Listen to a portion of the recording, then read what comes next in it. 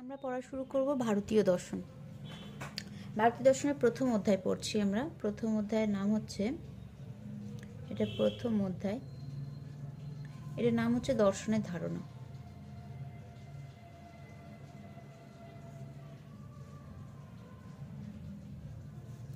দর্শনের ধারণা, তাহলে আমরা বুঝতেই পারছি এটা প্রথমেই মানে আমাদেরকে কিছু দর্শন সম্পর্কে সাধারণ ধারণা দিয়ে দিতে চাইছে, তারপর আমরা সেই দর্শনের, ভারতীয় দর্শনের বিভিন্ন সম্প্রদায়গুলো পড়ব। তাহলে দেখো, আগে আমরা ফিলসফি শব্দটা পড়েছি, তাই না?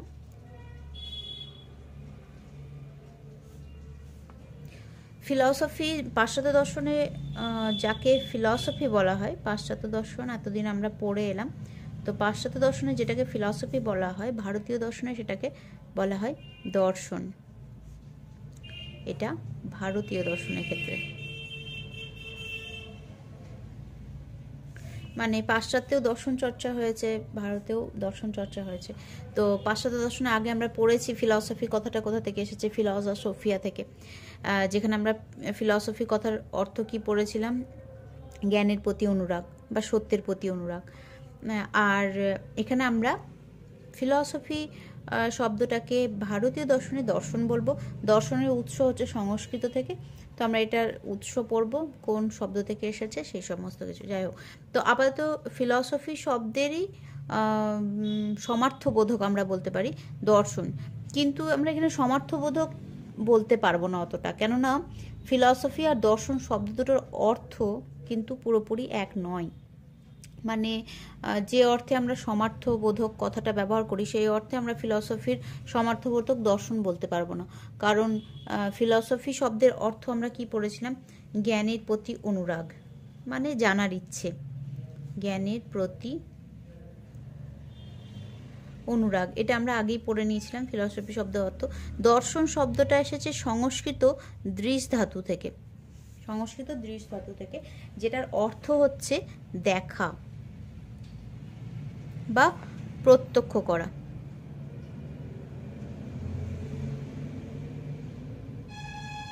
আচ্ছা, এখানে দেখা বলতে কিন্তু কেবল ইন্দ্রিয় দিয়ে দেখাকে বোঝায়নি, এর থেকেও বৃহৎ অর্থে দেখাকে বোঝানো হয়েছে। এখানে দেখা মানে হচ্ছে সত্যকে দেখা, সত্য দর্শন। তাহলে এখানে দেখা শব্দের অর্থ হচ্ছে সত্যকে দেখা বা সত্য দর্শন।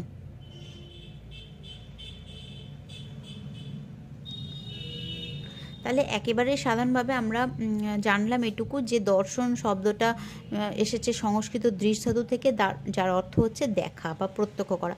তবে এখানে দেখা বলতে সাধারণ অর্থে চোখ দিয়ে দেখা বা ইন্দ্রিয় দিয়ে দেখাকে বোঝায়নি। এখানে দেখা মানে হচ্ছে সত্যকে দেখা। সত্যকে সবসময় আমরা চোখের সামনে দেখতেই পাবো এমন কিছু নয়, কিন্তু তুমি বলো না কি আমি স্বপ্ন দেখেছি, তো স্বপ্নটা কি তুমি চোখ মেলে দেখেছো? দেখোনি তো, স্বপ্নটা তো তুমি ঘুমিয়ে ঘুমিয়ে দেখেছো। তো ওই দেখা তো সবসময় তুমি ছুঁতে পারছো না, তার মানে সব দেখাকে ছোঁয়া যায় না। এখানে যে সত্যকে দেখা বলেছে, এই দেখাটা যে সবসময় ইন্দ্রিয় দিয়ে হবে তার কোনো মানে নেই। সেই কারণে এখানে বলা হয় এই সত্যকে দেখাটাকে আরেকভাবে আমরা বলতে পারি আত্মদর্শন। আত্মদর্শন, তোমার নিজেকে, তোমার নিজের অন্তরকে তুমি দেখতে পাও না, কিন্তু উপলব্ধি করতে পারো।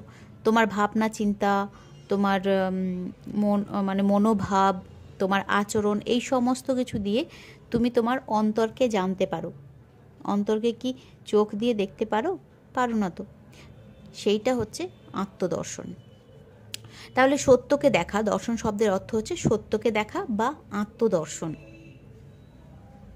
এবার দেখো, এবার হচ্ছে যে, আচ্ছা যাই হোক, তো আপাতত এইটুকু জানলাম যে এই দুটো শব্দের মধ্যে, এই দুটো শব্দের অর্থ কী। তো এটার ক্ষেত্রে আমরা দেখেছি জ্ঞানের প্রতি অনুরাগ, এটার ক্ষেত্রে দেখলাম সত্যকে দেখা বোঝাচ্ছে, আত্মদর্শনকে বোঝাচ্ছে।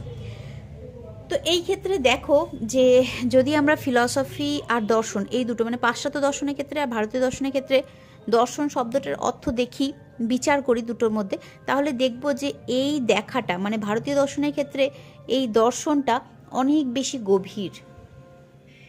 কেন গভীর? কেননা দেখো দুটো জিনিস আছে, একটা হচ্ছে চর্চা আর একটা হচ্ছে চর্যা। চর্চা মানে হচ্ছে করা, মানে হচ্ছে জ্ঞান। চর্চা মানে হচ্ছে জ্ঞান, মানে কোনো কিছু জানা। তাহলে চর্চা মানে হচ্ছে জানা, আর চর্যা মানে হচ্ছে করা। এখানে কি বলেছে? জ্ঞানের প্রতি অনুরাগ, মানে জানাকে বোঝানো হয়েছে। তার মানে পাশ্চাত্য দর্শনে চর্চাকে বিশেষ গুরুত্ব দেওয়া হয়েছে, যে তোমার জ্ঞানের প্রতি অনুরাগ থাকলেই তুমি ফিলসফার, এটা বলা যাবে। তার মানে জানতে ইচ্ছুক হলেই তুমি ফিলসফার বলা যাবে, অর্থাৎ এখানে চর্চাকে বিশেষ গুরুত্ব দিয়েছে। কিন্তু ভারতীয় দর্শনে যদি দেখি তাহলে দেখব এখানে চর্চাকে যেমন গুরুত্ব দেওয়া হয়েছে, সঙ্গে চর্যাকেও ততটাই গুরুত্ব দেওয়া হয়েছে। ভারতীয় দর্শন সত্য জানার কথা বলে, কিন্তু জেনেই সেখানেই থেমে থাকলেই হবে না, সেটাকে করে দেখাতে হবে, অর্থাৎ নিজের জীবনে প্রতিষ্ঠিত করতে হবে। তাহলে ভারতীয় দর্শনের লক্ষ্য হলো সত্যকে জানা এবং সত্যকে নিজের জীবনে প্রতিস্থাপন করা, অর্থাৎ সত্য উপলব্ধি করা। তাহলে বোঝা গেছে। তাহলে কি বললাম, যে ভারতীয় দর্শনে যেমনভাবে চর্চাকে গুরুত্ব দেওয়া হয়েছে তেমনভাবে চর্যাকেও গুরুত্ব দেওয়া হয়েছে। অর্থাৎ আমরা বলতে পারি যে ভারতীয় দর্শন হলো চর্চা আর চর্যার সমন্বয়। ভারতীয় দর্শন হলো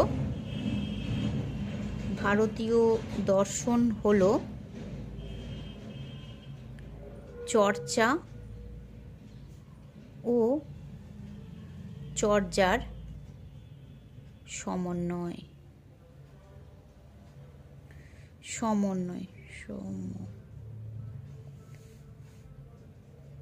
ঠিক আছে, কেন সেটা আমরা দেখলাম।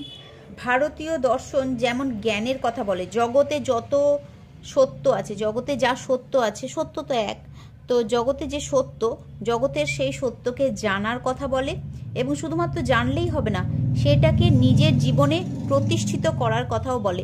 যেমন তুমি জানলে যে সত্য কথা বলা উচিত, এটা তুমি জানলে, তাই সেটা তোমার চর্চা হলো। এবার সেইটাকে তুমি নিজের জীবনে প্রতিষ্ঠিত করলে, তাহলে সেটা হলো চর্যা। তাহলে পাশ্চাত্য দর্শনে যেখানে কেবল চর্চাকে গুরুত্ব দেওয়া হয়েছে, ভারতীয় দর্শনে কিন্তু চর্চা এবং চর্যা দুটোকেই গুরুত্ব দেওয়া হয়েছে। অর্থাৎ কেবলমাত্র সত্য জানলেই হবে না, সেটাকে নিজের জীবনে প্রতিষ্ঠিত করতে হবে। অর্থাৎ তুমি যেরকম সত্য কথা বলা উচিত এটা জানলে, তেমন নিজের জীবনেও সত্যের পথ অবলম্বনও তোমাকে করতে হবে। তার মানে এরা যেমন সত্যকে উপলব্ধি করতে বলে, ভারতীয় দর্শন যেমন সত্যকে উপলব্ধি করতে বলে, তেমনি সত্যকে আচরণেও পরিণত করতে বলে। শুধু জানলেই হবে না, সেটাকে নিজের জীবনে প্রতিষ্ঠিত করতে হবে। তাহলে সত্য জ্ঞানের সঙ্গে সঙ্গে সত্যকে আচরণে পরিণত করার উপরেও ভারতীয় দর্শন জোর দেয়। তাহলে ভারতীয় দর্শনের লক্ষ্য হলো তত্ত্ব জ্ঞান লাভ করা এবং তার উপলব্ধি। তত্ত্বজ্ঞান লাভ করবে এবং তার উপলব্ধি করবে, অর্থাৎ নিজের জীবনে প্রতিষ্ঠিত করবে। এইটা হচ্ছে সহজ কথায় ভারতীয় দর্শন আর পাশ্চাত্য দর্শনের একটা ভেদ, একটা বিভেদ, একটা পার্থক্য। হ্যাঁ, তো যাই হোক, এখানে তো আমরা দর্শন শব্দের একটা অর্থ এখানে জানলাম, যে দর্শন শব্দের অর্থ হচ্ছে সত্যকে জানা বা তত্ত্বকে জানা, বা সোজা কথায় যাকে আমরা বলি আত্মদর্শন। আর ভারতীয় দর্শনের চর্চা আর চর্যা উভয় সমন্বয়, কেননা এখানে সত্য জ্ঞান লাভের কথা যেমন বলা হয়, তেমনি সত্যকে নিজের জীবনে প্রতিষ্ঠিত করার কথাও বলা হয়। অর্থাৎ আমরা বলতে পারি একটা জিনিস, যে ভারতীয় দর্শন হলো মোটের উপর আধ্যাত্মিক দর্শন, আধ্যাত্ম শাস্ত্র, আধ্যাত্মবাদী দর্শন। কারণ এখানে কেবলমাত্র জ্ঞানের কথাই বলে না, এখানে একে নিজের জীবনে প্রতিষ্ঠিত করার কথাও বলে। এবার হচ্ছে আমরা যদি ভারতীয় দর্শনে একটা ভেদ করি, তাহলে দেখব ভারতীয় দর্শন যত সম্প্রদায় আছে তাদেরকে একটা ভাগে ভাগ করি, তাহলে দেখব ভারতীয় দর্শনকে না এরকম দুটো ভাগে ভাগ করা যায়। একটা হচ্ছে আধ্যাত্মিক, একটা হচ্ছে আধ্যাত্মিক ভাগ করা যায়, আর একটা জড়, এটাকে জড়বাদ বলতে পারি, আধ্যাত্মিক বাদ বলতে পারি, বা আধ্যাত্মবাদ বলতে পারি। হ্যাঁ, তাহলে আধ্যাত্মবাদ আর জড়বাদ এই দুটো ভাগে ভাগ করা যেতে পারে ভারতীয় দর্শনকে। আধ্যাত্মবাদ মানে যারা ইন্দ্রিয়গ্রাহ্য জগৎ ছাড়াও অতীন্দ্রিয় বিষয়েও বিশ্বাসী, যারা অতীন্দ্রিয় বিষয়েও বিশ্বাস করেন, মানে যেটাকে ইন্দ্রিয় দ্বারা পাওয়া যায় না এমন সব বিষয়েও বিশ্বাস করেন, তাদেরকে আধ্যাত্মবাদী বলা হয়। এবং যারা মনে করেন যে সমস্ত কিছুর উৎপত্তি জড় থেকে, জড় পদার্থ থেকে সমস্ত কিছু উৎপত্তি, জগৎ জীবন সমস্ত কিছু জড় থেকে উৎপত্তি, তাদেরকে বলা হয় জড়বাদী। ভারতীয় দর্শনে অদ্ভুতভাবে একটা সম্প্রদায়ই কেবল জড়বাদী সম্প্রদায়, তারা হচ্ছে চারবাক। বাকি যত সম্প্রদায় আছে সকলেই আধ্যাত্মবাদী। আধ্যাত্মবাদী মানে কোনো না কোনোভাবে তারা আধ্যাত্মিকতায় মানে অতীন্দ্রিয় তাই বিশ্বাসী। একমাত্র চারবাক দর্শনই আছে যারা জড়বাদী। এরা মনে করে জড় থেকেই সমস্ত কিছু উৎপত্তি এবং জড়েই সমস্ত কিছুর বিনাশ, জড় ছাড়া আর কিছুই বাস্তব নয়, এটাই এরা মনে করে চারবাকরা। আচ্ছা, তো এবার আধ্যাত্মবাদী দর্শন অনেকগুলো আছে, যেমন হচ্ছে যে বৌদ্ধ, জৈন, ন্যায়, বৈশেষিক, সাংখ্য, যোগ, মীমাংসা, বেদান্ত। এটা সকলেই হচ্ছে আধ্যাত্মবাদী দার্শনিক দর্শন সম্প্রদায়। ভারতীয় দর্শনেরই সম্প্রদায় এই দুটোই। তার মধ্যে এনারা মানে এই যে সমস্ত দর্শন সম্প্রদায়ের কথা নাম বললাম, এই সমস্ত সম্প্রদায়ের দার্শনিকেরা সকলে আধ্যাত্মবাদী, কেননা এরা কোনো না কোনোভাবে জড়ের অতিরিক্ত আধ্যাত্মিক সত্তাতেও বিশ্বাস করেন। আর চারবাকরা হলেন জড়বাদী, কারণ এদের মতে জড় থেকেই সমস্ত কিছু উৎপত্তি এবং জড়েই সব কিছুর বিনাশ।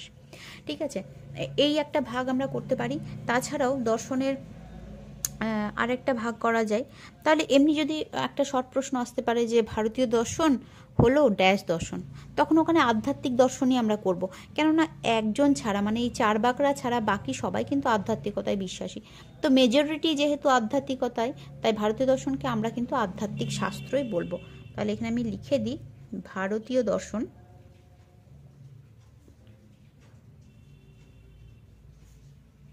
হলো আধ্যাত্মশাস্ত্র, অধ্যাত্মশাস্ত্র। ঠিক আছে, তো এই কথাটা আমরা বলতে পারি, শর্ট প্রশ্ন আসতে পারে কিন্তু। আচ্ছা, তারপরে আরেকভাবেও দর্শনকে, ভারতীয় দর্শনকে আরেকভাবে ভাগ করা যায়, সেটা হচ্ছে এই ভাগটা ভীষণ বিখ্যাত, ভীষণ ফেমাস, প্রায়ই পাবে তোমরা। সেটা হচ্ছে নাস্তিক আর একটা হচ্ছে আস্তিক। এই কথাটা তোমরা দর্শন ছাড়াও বহু জায়গায় শুনে থাকবে, আস্তিক আর নাস্তিক। এই তুই বন্ধুদের মধ্যেও জিজ্ঞেস করে থাকো প্রায়, এই তুই আস্তিক নাকি নাস্তিক। তো এখানে আস্তিক নাস্তিক মানে কিন্তু আলাদা। তোমরা যে অর্থে আস্তিক নাস্তিক এতদিন পর্যন্ত জানতে, এতদিন পর্যন্ত নাস্তিক কাকে বলতে বলো? ঈশ্বরকে যারা বিশ্বাস করে না তাদের নাস্তিক বলতে, আর আস্তিক কাদের বলতে? যারা ঈশ্বরে বিশ্বাস করে তাদের আস্তিক বলতে।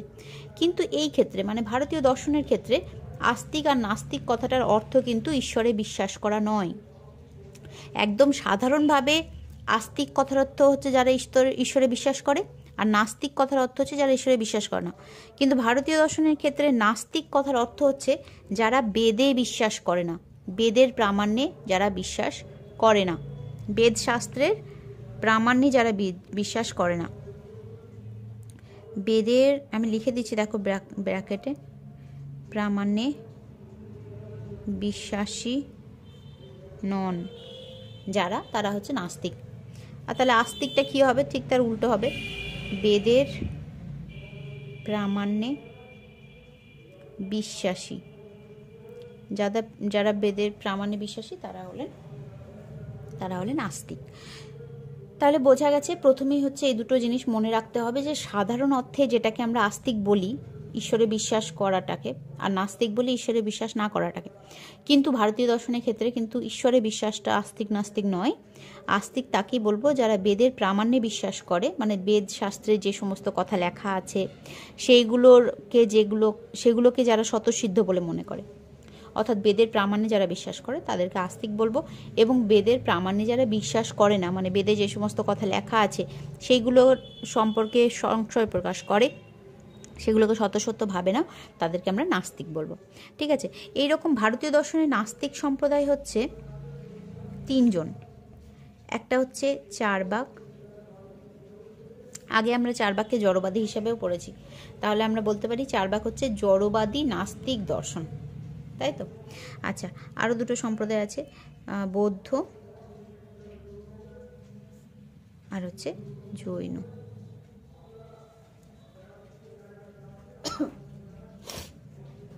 এই 3টে সম্প্রদায় হচ্ছে নাস্তিক সম্প্রদায়।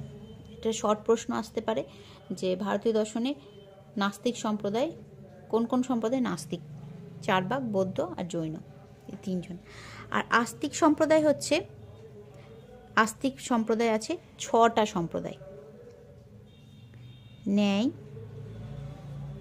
বৈশেষিক, সাংখ্য, যোগ, মীমাংসা আর বেদান্ত। কটা হলো? 1 2 3 4 5 6। এই 6টা দর্শন সম্প্রদায় হচ্ছে আস্তিক, মানে এরা বেদের প্রামাণ্যে বিশ্বাসী। যেহেতু এরা সংখ্যায় 6, 1 2 3 4 5 6, তাই জন্য এদেরকে সংক্ষেপে বলা হয় ষড়দর্শন। এটাও শর্ট প্রশ্ন আসতে পারে। ষড়দর্শন কি কি? ন্যায়, বৈশেষিক, সাংখ্য, যোগ, মীমাংসা, বেদান্ত, এই সবগুলোকে মিলে বলা হয় ষড়দর্শন। তাহলে আস্তিক সম্প্রদায় হচ্ছে এই ষড়দর্শন, এরা হচ্ছে বেদের প্রামাণ্যে বিশ্বাস করে। এবার আমরা যেটা করব সেটা হচ্ছে সংক্ষেপে এই প্রত্যেকটা সম্প্রদায়কে সংক্ষেপে একটু করে জেনে নেব। ঠিক আছে, আমাদের অনেকগুলো সম্প্রদায়, কটা মোট সম্প্রদায় গেল? এখানে 6টা পেলাম, 7 8 9, এই 9টা সম্প্রদায় আমরা মোট পেয়েছি। এই 9টা সম্প্রদায় সম্পর্কে আমরা খুব সংক্ষেপে একটু জেনে নেব। প্রথমে আসছি চারবাক।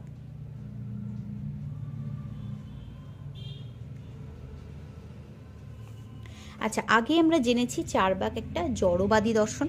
তো চারবাক হচ্ছে জড়বাদী দর্শন। আমি পয়েন্ট দিয়ে দিয়ে লিখছি, তাতে আমার অনেক বেশি লিখতে হবে না, তোমরা লিখে নেবে যে চারবাক একটি জড়বাদী দর্শন, কারণ চারবাক মতে জড় থেকেই জগৎ এবং জীবনের উৎপত্তি। ঠিক আছে, তাহলে চারবাক জড়বাদী দর্শন, এটা আমরা আগেই জেনেছি।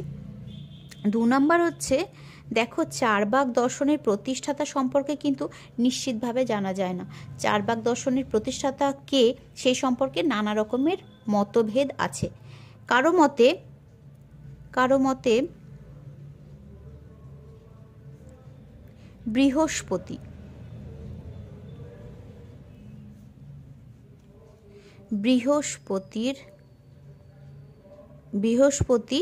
চারবাক দর্শনের প্রতিষ্ঠাতা। কেউ এটা মনে করেন যে বৃহস্পতি হলেন চারবাক দর্শনের প্রতিষ্ঠাতা। কারো মতে, আরো মত আছে নানা রকমের, কারো মতে চারবাক নামক ঋষি চারবাক দর্শনের প্রতিষ্ঠাতা।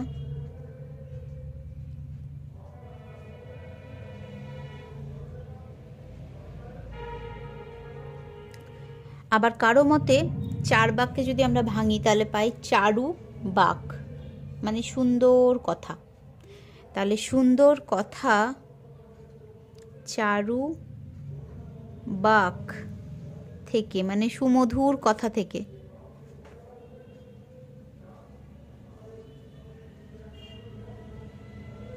সুন্দর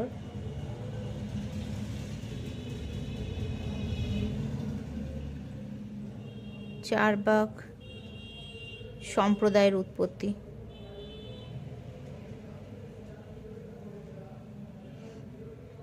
আর একটা কি, চারবাক, অনেকে মনে করেন চারবাক শব্দটা এসেছে চর্ব ধাতু থেকে। চর্ব মানে কি? খাওয়া, চর্বণ করা, চেবানো, খাওয়া। চর্ব ধাতু থেকে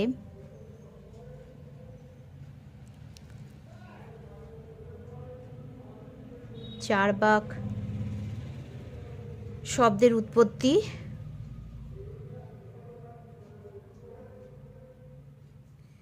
চারবাকরা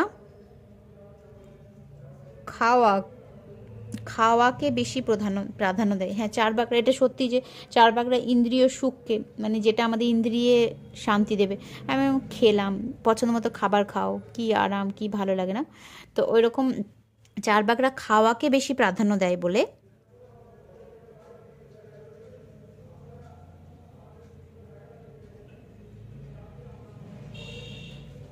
তাদের নাম চারবাক, মানে তাদের সম্প্রদায়ের নাম চারবাক।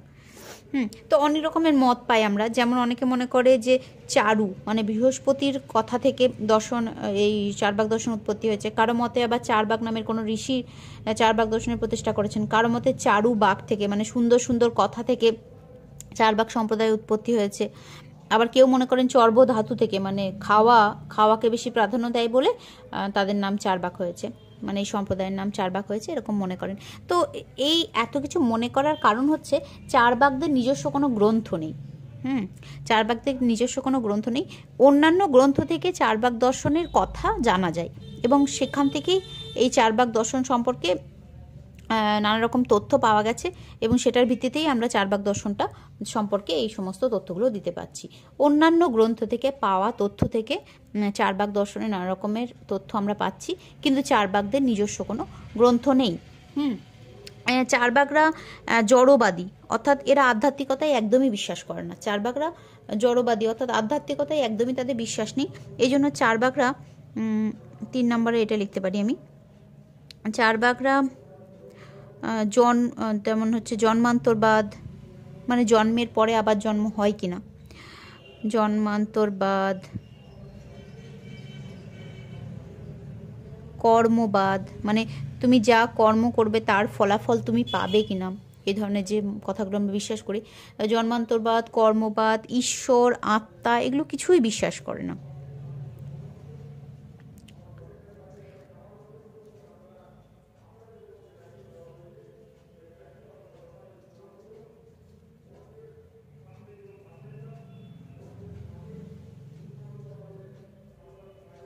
তাহলে এরা কেবলমাত্র জড়ে বিশ্বাস করে, যে জড় থেকেই সমস্ত কিছুর উৎপত্তি এবং জড়েই সমস্ত কিছুর বিনাশ, তো অতীন্দ্রিয় কোনো কিছুই নেই, এরকম বিশ্বাস।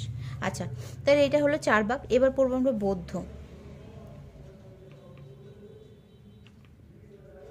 আচ্ছা, বৌদ্ধ দর্শনের প্রবর্তক হলেন, বৌদ্ধরা আধ্যাত্মবাদী আমরা আগেই পড়েছি, এবং বৌদ্ধরা নাস্তিক। ঠিক আছে, এবার হচ্ছে যে তোমার হচ্ছে বৌদ্ধ দর্শনের প্রতিষ্ঠাতা। বৌদ্ধ দর্শনের কিন্তু নিজস্ব বই আছে, মানে গ্রন্থ থেকে জানা যায়। বুদ্ধদেবের বাণী, গৌতম বুদ্ধ হলেন বৌদ্ধ দর্শনের প্রতিষ্ঠাতা, এটা তোমরা আগেই জানতে হয়তো। তো গৌতম বুদ্ধ হলেন প্রতিষ্ঠাতা, গৌতম বুদ্ধ হলেন বৌদ্ধ দর্শনের প্রতিষ্ঠাতা, প্রবর্তক। হ্যাঁ, তো গৌতম বুদ্ধ হলেন বৌদ্ধ দর্শনের প্রবর্তক। গৌতম বুদ্ধের বাণী সংকলিত হয়ে একটা গ্রন্থ হয়েছে, সেটা হচ্ছে ত্রিপিটক নাম, ত্রিপিটক। তো গৌতম বুদ্ধ মারা যাওয়ার পরে তার শিষ্যরা কি করেছিল, সেই সমস্ত গৌতম বুদ্ধের বাণীগুলোকে সংকলিত করে একটা গ্রন্থের রূপ দেন, সেটাকে বলা হয় ত্রিপিটক। এই ত্রিপিটকে 3টে পিটক আছে, মানে 3টে ভাগ আছে। পিটক মানে হচ্ছে ঝাঁপি বা ঝুড়ি। তো এই ত্রিপিটকে 3টে, মানে 3টে, আর পিটক মানে ঝুড়ি, মানে 3টে ঝুড়ি, অর্থাৎ 3টে পর্যায়। একটা হচ্ছে সূত্র পিটক, একটা হচ্ছে বিনয় পিটক, আর একটা হচ্ছে অভিধর্ম পিটক। এই জানার জন্য বলে দিলাম, মনে রেখো, এটা লিখে নিতে পারো। হ্যাঁ, যে বৌদ্ধ দর্শনের, বৌদ্ধদের ধর্মগ্রন্থ হলো ত্রিপিটক।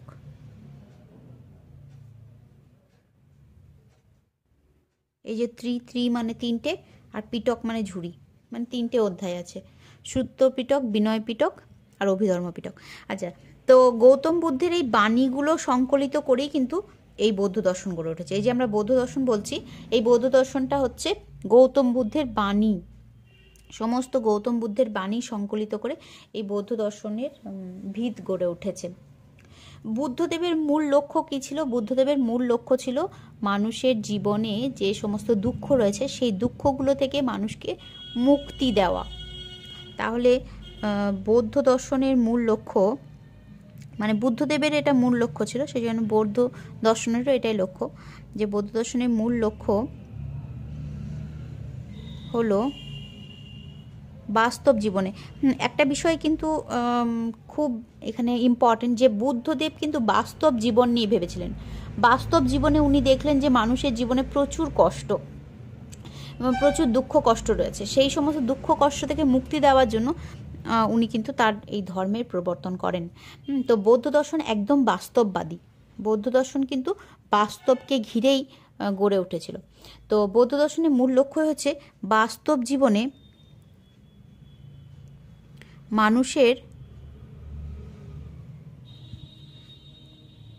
যে দুঃখ কষ্ট তা থেকে মুক্তির পথ দেখানো।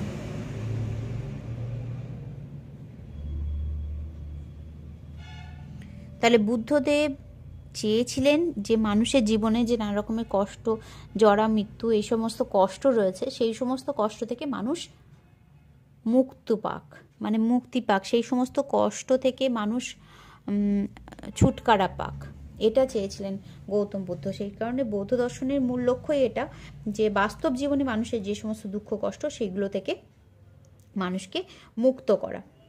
আচ্ছা, এই বুদ্ধদেব যে দার্শনিক তত্ত্ব আলোচনা করেছেন তার মধ্যে 4টে মূল তত্ত্ব রয়েছে, মানে বৌদ্ধ দর্শনের মূল 4টে তত্ত্ব রয়েছে। বৌদ্ধ দর্শনের মূল 4টে তত্ত্ব হচ্ছে, এটা আমি 4 নাম্বার পয়েন্ট করছি, সেটা হচ্ছে মূল তত্ত্ব। বৌদ্ধ দর্শনের মূল তত্ত্ব তোমরা লেখো। বৌদ্ধ দর্শনের মূল তত্ত্ব হচ্ছে 4টে। একটা হচ্ছে প্রতীত্ব সমুৎপাদবাদ, প্রতীত্ব সমুৎপাদবাদ, ছোট্ট করে লিখলাম, হ্যাঁ, প্রতীত্ব সমুৎপাদবাদ। 2 নম্বর হচ্ছে অনিত্যবাদ, 3 নম্বর হচ্ছে অনাত্মবাদ, আর 4 নম্বর হচ্ছে কর্মবাদ। ঠিক আছে, তো এই হচ্ছে কথা, যে গৌতম বুদ্ধ একটা দর্শন, মানে একটা দর্শনের প্রবর্তন করলেন, সেই দর্শনের নাম হচ্ছে বৌদ্ধ দর্শন। একটা সম্প্রদায়ের প্রবর্তন করলেন, সেটা হচ্ছে বৌদ্ধ। একটা ধর্মের প্রবর্তন করলেন, সেটা হচ্ছে বৌদ্ধ ধর্ম। তো এই বৌদ্ধদের ধর্মগ্রন্থ হলো ত্রিপিটক, যেটা হচ্ছে গৌতম বুদ্ধের বাণীগুলো সংকলিত করে তার শিষ্যরা বানিয়েছিলেন। এখানে 3টে পিটক রয়েছে, সূত্র পিটক, বিনয় পিটক আর অভিধর্ম পিটক। আচ্ছা, তো বৌদ্ধ দর্শনের মূল লক্ষ্যই ছিল মানুষের বাস্তব জীবনে যে সমস্ত দুঃখ কষ্ট রয়েছে সেগুলো থেকে মুক্তি দেওয়া মানুষকে। আচ্ছা, এই জন্য বুদ্ধদেব 4টে মূল তত্ত্ব দিয়েছিলেন। একটা হচ্ছে প্রতীত্ব সমুৎপাদবাদ, একটা অনিত্যবাদ, একটা অনাত্মবাদ, একটা কর্মবাদ। আচ্ছা, এই হলো। এবার জৈন, হ্যাঁ,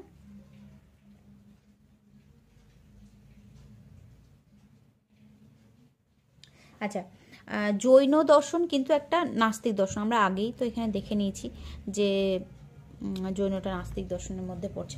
তো জৈন দর্শন হচ্ছে একটা নাস্তিক দর্শন, অর্থাৎ এরা বেদের প্রামাণ্যে বিশ্বাস করে না। তো এটা প্রথমেই এটা কথা। তারপরে এবার আমি এখানে লিখতে পারবো যে জৈন দর্শন কিন্তু দ্বৈতবাদী দর্শন। দ্বৈতবাদী মানে কি? যারা দুটো তত্ত্বে বিশ্বাস করে। জৈন দর্শন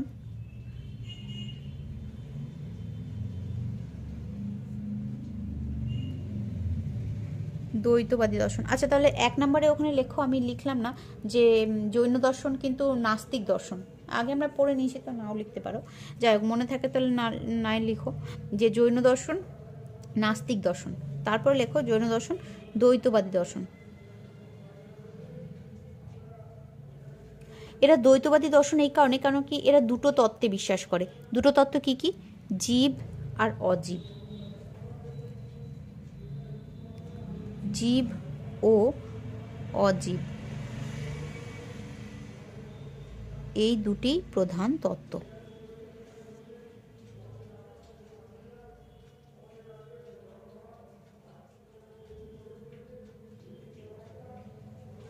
আচ্ছা, এই ক্ষেত্রে কিন্তু একটা জিনিস আমি বলবো, সেটা হচ্ছে জৈনরা কিন্তু বৌদ্ধ দর্শনের সমসাময়িক। জৈন দর্শন আর বৌদ্ধ দর্শন এই দুটো হচ্ছে সমসাময়িক। তো লিখে নিতে পারো এটা।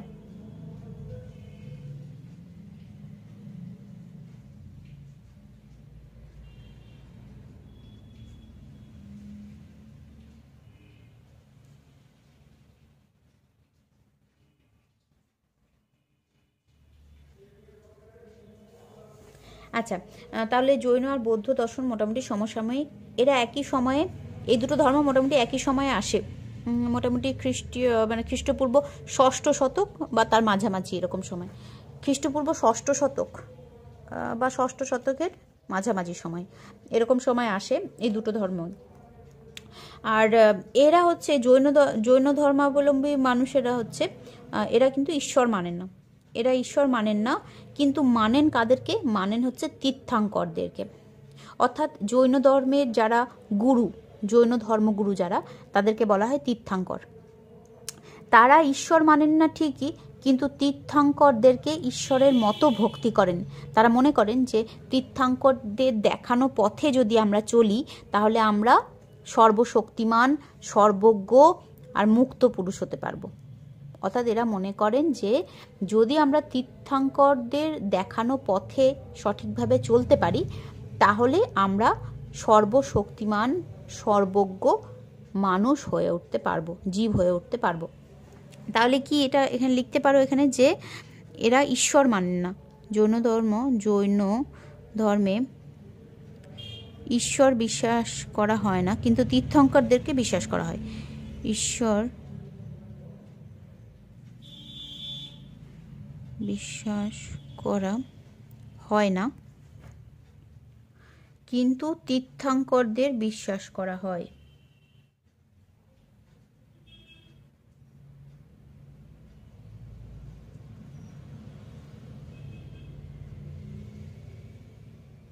মানে তীর্থাঙ্করদেরকে এনারা পরম পুরুষ বলে মনে করেন, মানে অতীব ক্ষমতা সম্পন্ন সাধক বলে মনে করেন জৈন দর্শনে। তো এনারা মনে করেন যে তীর্থাঙ্করদের দেখানো পথে, আচ্ছা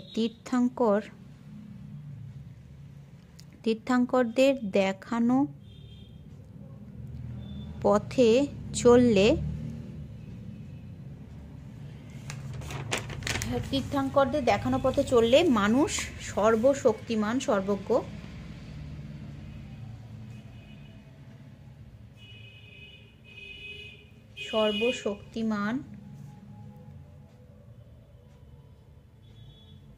সর্বজ্ঞ হয়ে উঠতে পারে।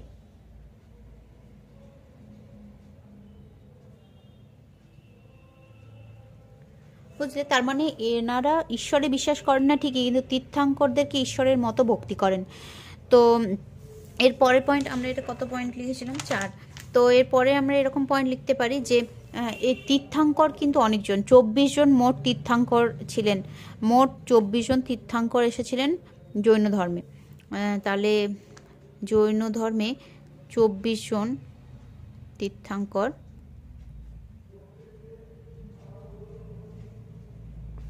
24 জন তীর্থাঙ্করের কথা উল্লেখ আছে। প্রথম জন আর শেষ জনের নামটা আপনি জানেন। প্রথম জন হচ্ছেন ঋষভদেব, লিখে নাও। প্রথম জন, শর্ট প্রশ্ন আসতে পারে। প্রথম জন হলেন ঋষভদেব, আর শেষ জন হলেন মহাবীর।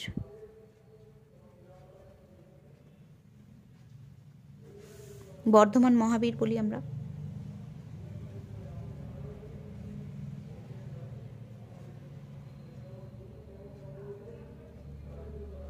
আচ্ছা, যাই হোক, তো আমরা তাহলে জানলাম যে এখানে আমরা 3টে নাস্তিক সম্প্রদায় আমরা এখানে দেখেছিলাম। তো চারবাক, বৌদ্ধ আর জৈন, এই 3টে নাস্তিক সম্প্রদায় আমরা এখানে দেখেছিলাম, আর এখানে আস্তিক সম্প্রদায় দেখেছিলাম। তার মধ্যে আমাদের 3টে পরপর নাস্তিক সম্প্রদায় সম্পর্কে আমরা বেশ কিছু তথ্য এখানে জানলাম। এবার আমরা আস্তিক সম্প্রদায় সম্পর্কে সংক্ষেপে জানবো কিছুটা। আচ্ছা, তো আস্তিক সম্প্রদায় আমরা কটা পেয়েছিলাম? 6টা পেয়েছিলাম। এদেরকে আমরা ষড়দর্শনও বলেছিলাম। ন্যায়, বৈশেষিক, সাংখ্য, যোগ, মীমাংসা, বেদান্ত। এর মধ্যে এরা দুজন ন্যায় বৈশেষিকের তত্ত্বগুলো অনেকটা একরকমের, সাংখ্য আর যোগের তত্ত্ব অনেকটা একরকমের।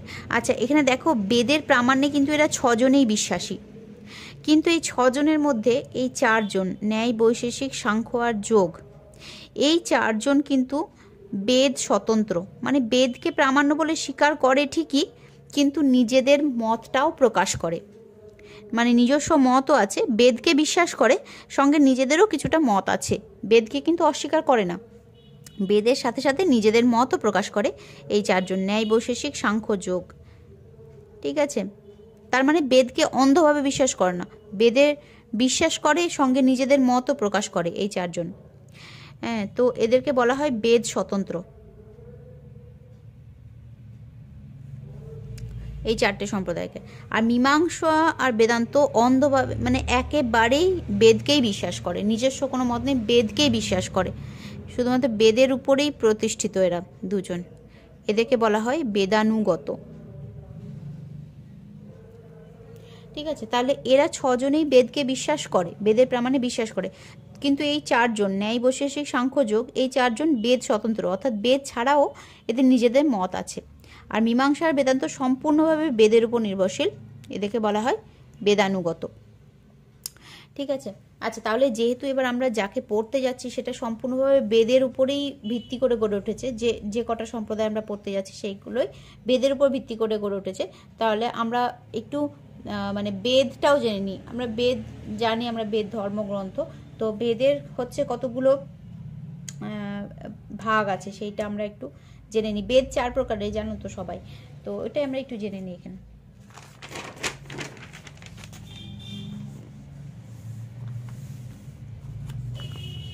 আচ্ছা, বেদের হচ্ছে 4টে ভাগ, আমরা ওটা পড়ার আগে ছোট্ট করে আমি একটু বেদেরটা বলে দিই। সেটা হচ্ছে এই বেদের 4টে ভাগ, সবাই জানো, ঋক, সবাই জানো ভাগগুলো, তাও একবার বলে দিই। ঋক, সাম, যজু আর অথর্ব, এই 4টে ভাগ আছে। ঋক, সাম, যজু, অথর্ব, এই 4টের প্রত্যেকটার 4টে করে অংশ, সবাই জানো, প্রত্যেকটা 4টে করে অংশ। তাও আমি আরো একবার করে বলে দিচ্ছি। সংহিতা,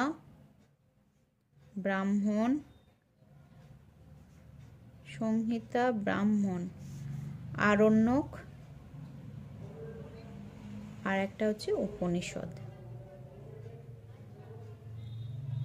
প্রত্যেকের এই 4টে করে ভাগ, ঋগ্বেদেরও এই 4টে ভাগ আছে, সামেও এই 4টে ভাগ আছে, যদুতেও এই 4টে অংশ আছে, আর অথর্বতেও এই 4টে অংশ আছে।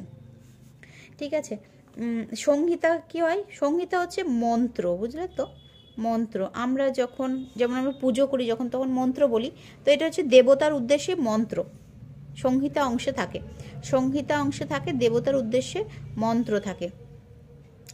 এইখানে থাকে নিয়ম বিধি, মানে যাগযজ্ঞ করতে হলে কিছু নিয়ম বিধি থাকে, পুজোর কিছু নিয়ম বিধি থাকে, যেরকম সেরকম হচ্ছে এখানে কিছু যজ্ঞের নিয়ম বিধি থাকে, যজ্ঞের নিয়ম বিধি।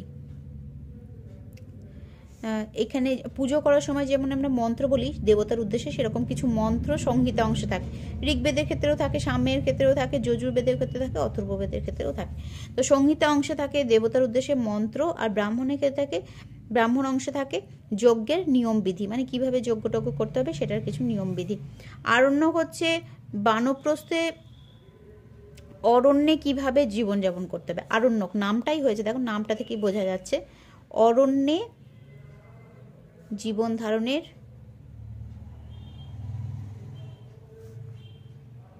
নিয়ম বিধি। ঠিক আছে, বানপ্রস্থে যখন অরণ্যে থাকবে তখন অরণ্যে কিভাবে জীবন কাটাবে সেইটা আছে। আর উপনিষদ হচ্ছে সম্পূর্ণ দার্শনিক তত্ত্ব, বুঝলে? তাহলে দেখো এই সংহিতা আর ব্রাহ্মণের সম্পূর্ণভাবে কিছু কিছু কাজ করা বোঝাচ্ছে, যেমন মন্ত্র আমরা কি করি, পাঠ করি, নিয়ম যজ্ঞের যে নিয়মবিধি সেগুলো আমরা পালন করি, তাহলে এখানে কিছু একটা কর্ম করা হচ্ছে, তাই জন্য সংহিতা আর ব্রাহ্মণকে বলা হয় কর্মকাণ্ড। বেদের কর্মকাণ্ড যদি বলে বেদের কর্মকাণ্ড কোনগুলি, তাহলে তুমি বলবে সংহিতা আর ব্রাহ্মণ। কেন কি এটা মন্ত্র পাঠ করা হচ্ছে আর এখানে যজ্ঞ করা হচ্ছে, তো দুটোই কাজের সাথে যুক্ত, কর্মকাণ্ড। আর বানপ্রস্থে অরণ্যে কীভাবে জীবনযাপন করব সেটা নিয়মগুলো জানতে হবে। আর দার্শনিক তত্ত্ব সেটা হচ্ছে জ্ঞানের বিষয়। তাহলে এই দুটোই হচ্ছে জ্ঞানের দিকে যাচ্ছে, তাই জন্য এই দুটোকে বলা হয় জ্ঞানকাণ্ড। শর্ট প্রশ্ন আসতে পারে এগুলো থেকে। হ্যাঁ, তাহলে সংহিতা আর ব্রাহ্মণ হচ্ছে কর্মকাণ্ডের মধ্যে পড়ে বেদের, আর আরণ্যক আর উপনিষদ হচ্ছে জ্ঞানকাণ্ডের মধ্যে পড়ে। এবার এই বেদে নানা রকমের ভাষা আছে, ঋক, সাম, যজু, অথর্ব, এই সমস্ত বেদগুলোতে বিভিন্ন ধরনের শব্দ ব্যবহার করা হয়েছে। সেই শব্দগুলোর ব্যাখ্যা করার জন্য আবার বেদাঙ্গ তৈরি হয়েছে। তো এরকম করে বেদের অসংখ্য শাখা প্রশাখা বেরিয়ে আছে। তো এরকম উপনিষদও অনেক আছে। তার মধ্যে কিছু কিছু উপনিষদ প্রাধান্য পেয়েছে, কিছু কিছু উপনিষদ প্রাধান্য পায়নি। ঈশ উপনিষদ, কেন, কঠ, মান্ডক্য, প্রশ্ন, ছান্দোগ্য, এরকম কিছু তোমার হচ্ছে উপনিষদের নাম তোমরা শুনে থাকতে পারো। তো যাই হোক, তো এই হচ্ছে তোমাদের হচ্ছে বেদ সম্পর্কে দু চারটে কথা আমি বললাম। এবার আমরা হচ্ছে যে বেদানুগত আর বেদ স্বতন্ত্র যে সম্প্রদায়গুলো আমরা পড়েছিলাম সেইগুলোতে আমরা একটু ফিরে যাব। এবার হচ্ছে আমরা পড়ব ন্যায়।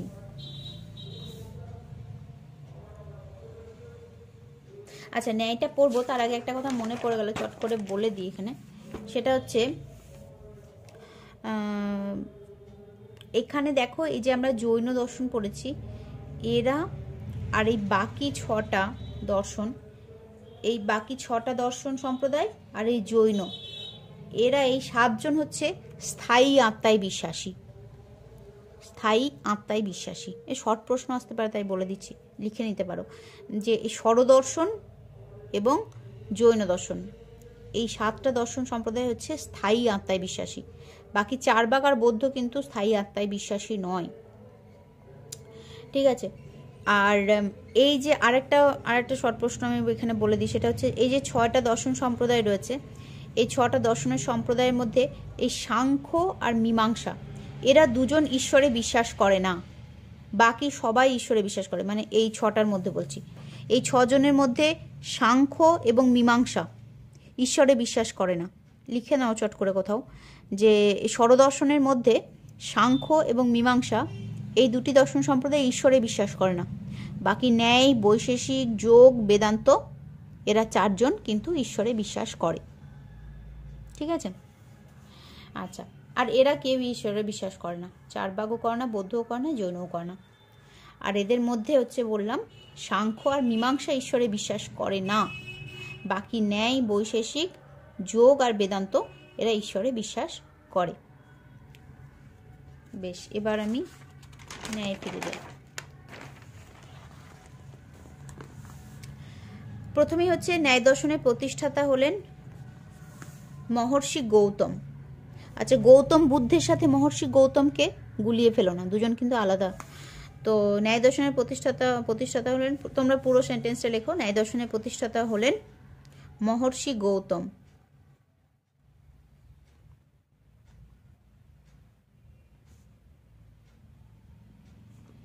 মহর্ষি গৌতম হলেন ন্যায় দর্শনের প্রতিষ্ঠাতা।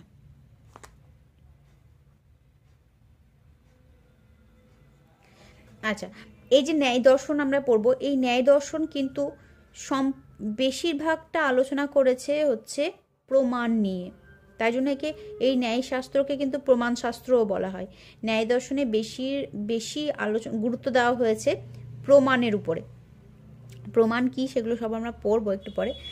মানে কিভাবে আমরা জ্ঞান লাভ করি সেটাই হচ্ছে প্রমাণ। জ্ঞান লাভের পদ্ধতিকে বলা হয় প্রমাণ। তো এই প্রমাণের উপরে খুব বেশি গুরুত্ব দেওয়া হয়েছে বলে ন্যায় দর্শনকে প্রমাণ শাস্ত্র বলা হয়।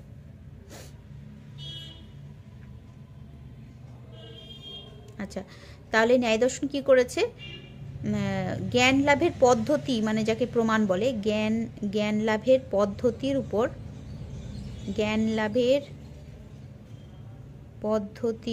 উপর, বেশি গুরুত্ব দেওয়ায়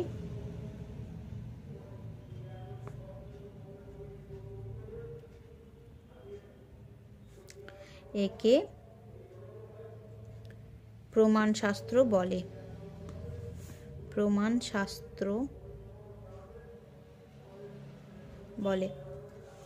আচ্ছা, প্রমাণ কথাটা যখন বললাম, আচ্ছা একটু পরে বলবো ওটা।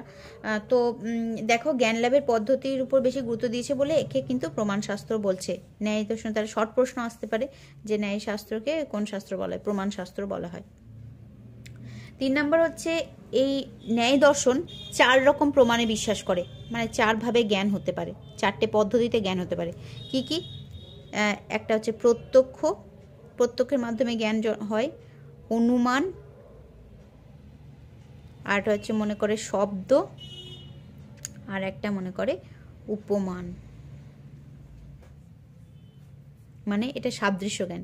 আর এটা শব্দের মাধ্যমে জ্ঞান হচ্ছে, এটা অনুমান করে জ্ঞান হয়, আর এটা ইন্দ্রিয়ের মাধ্যমে জ্ঞান হয়।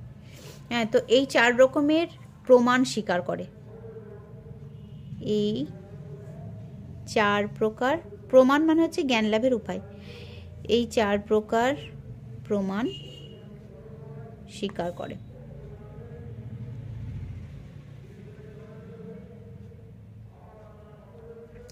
ঠিক আছে, এদের পুরো আলোচনা ন্যায় দর্শন সম্পর্কে আমরা অনেক বড় করে পড়বো এরপরে।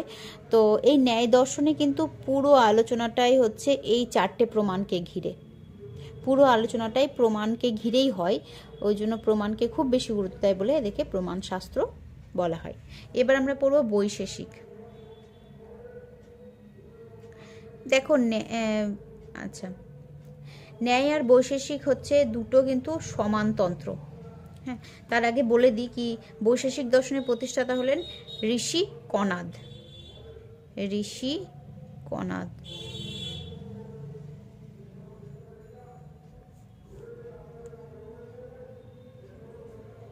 হলেন বৈশেষিক দর্শনের প্রতিষ্ঠাতা।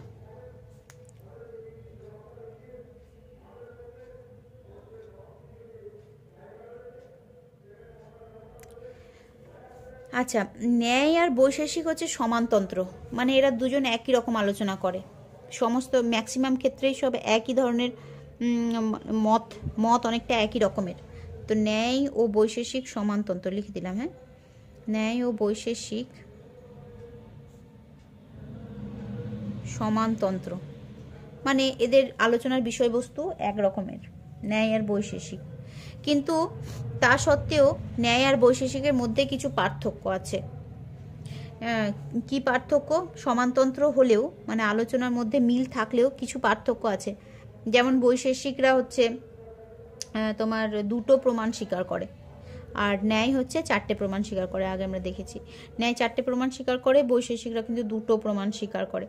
নৈয়ায়িকরা 7টা পদার্থ স্বীকার করে, বৈশেষিকরা 7টা পদার্থ স্বীকার করে, আর ন্যায় 12টা পদার্থ স্বীকার করে। তো এই সমস্ত বিষয়ে কিছু পার্থক্যও আছে। হ্যাঁ, তো এবার তাহলে লেখো যে সমানতন্ত্র হলেও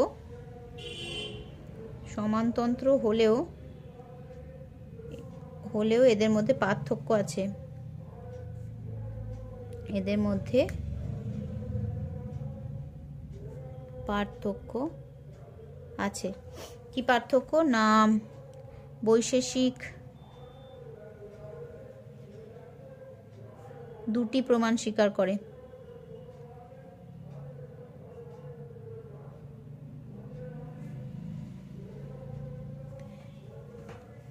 কি কি বলতো? প্রত্যক্ষ আর অনুমান, এই 2টো প্রমাণ স্বীকার করে। কিন্তু নৈয়ায়িকরা 4টে প্রমাণ স্বীকার করেছিল। প্রত্যক্ষ অনুমান তো স্বীকার করেই ছিল, সঙ্গে শব্দ আর উপমানও স্বীকার করেছিল। ন্যায় 4টি প্রমাণ স্বীকার করে।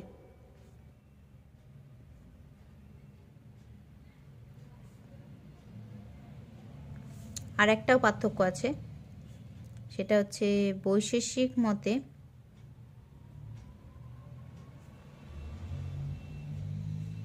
পদার্থ 7টি, কিন্তু ন্যায় মতে পদার্থ 12টি। তো এরকম কিছু পার্থক্য আছে। ঠিক আছে, এই হলো বৈশেষিক। তবে মোটের উপর ন্যায় আর বৈশেষিক কিন্তু সমানতন্ত্র, কারণ দুজনেই প্রমাণকে খুব বেশি গুরুত্ব দিয়েছে। নৈয়ায়িকরাও প্রমাণকে খুব বেশি গুরুত্ব দিয়েছে, এরাও বৈশেষিকরাও প্রমাণকে খুব বেশি গুরুত্ব দিয়েছে। তবে কিছু ক্ষেত্রে আবার এরকম পার্থক্যও আছে। তাহলে ন্যায় বৈশেষিক হয়ে গেল। এবার সাংখ্য। সাংখ্য দর্শনের প্রতিষ্ঠাতা হলেন মহর্ষি কপিল।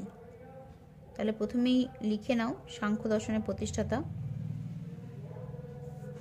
সাংখ্য দর্শনের প্রতিষ্ঠাতা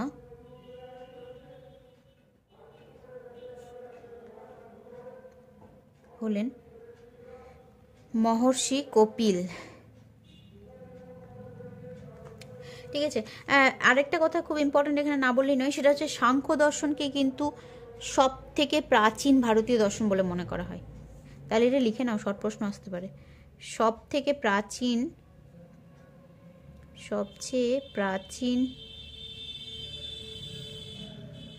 প্রাচীনতম বা প্রাচীন ভারতীয় দর্শন সম্প্রদায়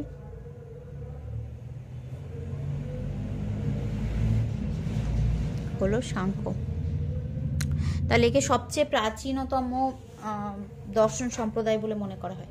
আচ্ছা, যাই হোক, তো এই সাংখ্য দর্শন কিন্তু দ্বৈতবাদী। সাংখ্য দর্শনটা দ্বৈতবাদী কেন? আগেই বলেছি, দ্বৈতবাদ হলেই তারা দুটো তত্ত্বে স্বীকার করে। তো সাংখ্য দর্শন হচ্ছে দ্বৈতবাদী।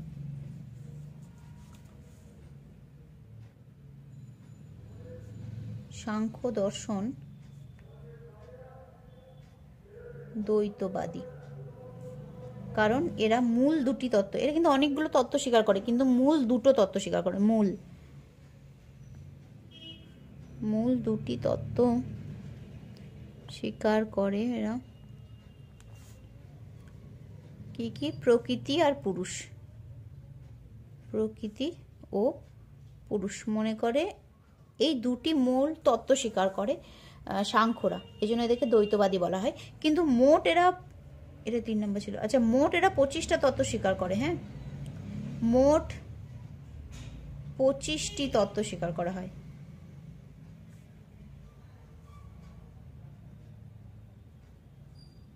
সাংখ্য দর্শনে মোট 25টি তত্ত্ব স্বীকৃত, কিন্তু তার মধ্যে মূল হচ্ছে দুটো তত্ত্ব, প্রকৃতি আর পুরুষ। ঠিক আছে, কিন্তু মোট 25টি তত্ত্ব কিন্তু স্বীকার করা হয়। এটা সাংখ্য। এবার যোগ দর্শনের প্রতিষ্ঠাতা হলেন মহর্ষি পতঞ্জলি।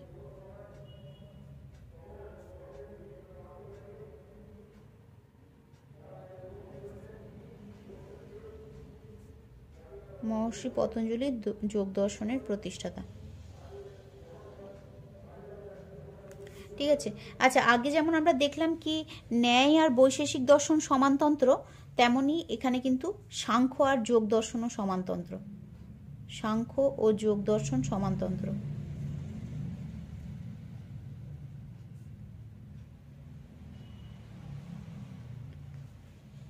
সাংখ্য আর যোগ দর্শন সমানতন্ত্র ঠিকই, কিন্তু কিছু পার্থক্য এদের মধ্যেও আছে।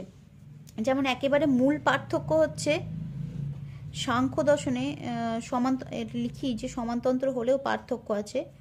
সমানতন্ত্র হলেও এদের মধ্যে পার্থক্য আছে।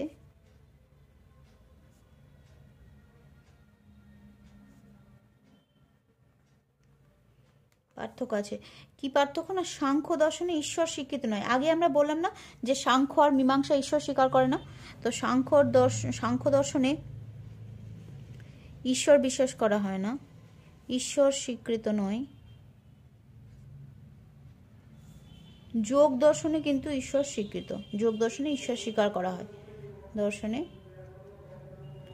ঈশ্বর স্বীকার করা হয়।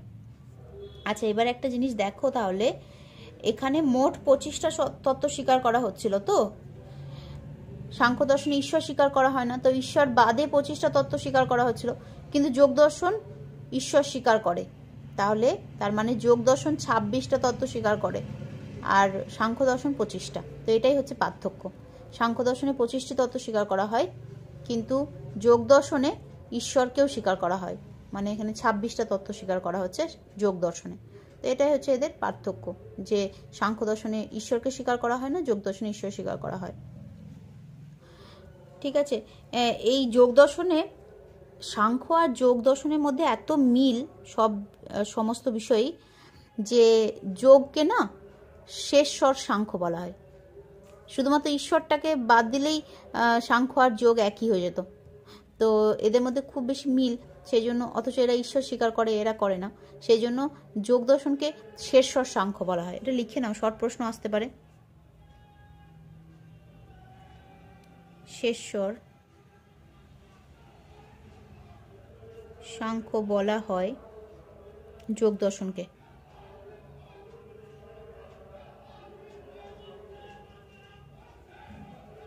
ঠিক আছে, শেষস্বর সাংখ্য বলা হয় যোগ দর্শনকে। তো যোগ আর সাংখ্যের মধ্যে অনেকটা মিল থাকলেও একটা বিষয়ে পার্থক্য রয়েছে, সেটা হচ্ছে ঈশ্বর স্বীকার করা হয় না। এবার আমরা পড়ব মীমাংসা। মীমাংসা দর্শনের প্রধান প্রবক্তা হলেন জৈমিনী, মহর্ষি জৈমিনী। মহর্ষি জৈমিনী হলেন মীমাংসা দর্শনের প্রধান প্রবক্তা।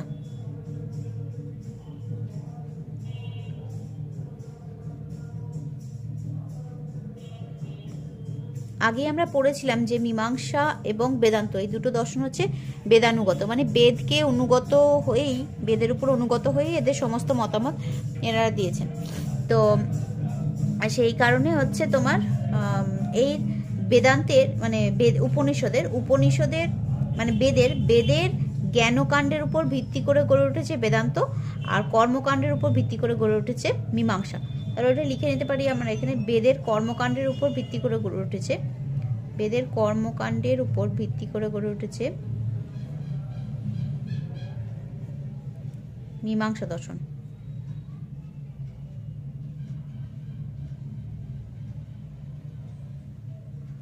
গড়ে উঠেছে মীমাংসা দর্শন।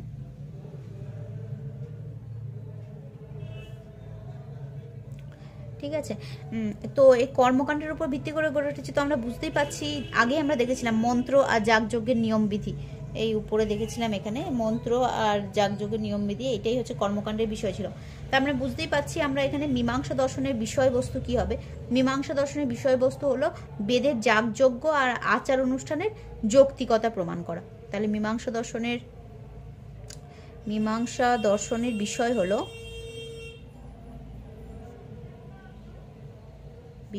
হলো বেদের যাগযজ্ঞ, যেহেতু কর্মকাণ্ডের উপর প্রতিষ্ঠিত হয়েছে, বেদের যাগযজ্ঞ ও আচার অনুষ্ঠান, নানা রকমের যে আচার অনুষ্ঠান থাকে, সেই আচার অনুষ্ঠানের যৌক্তিকতা প্রমাণ করা।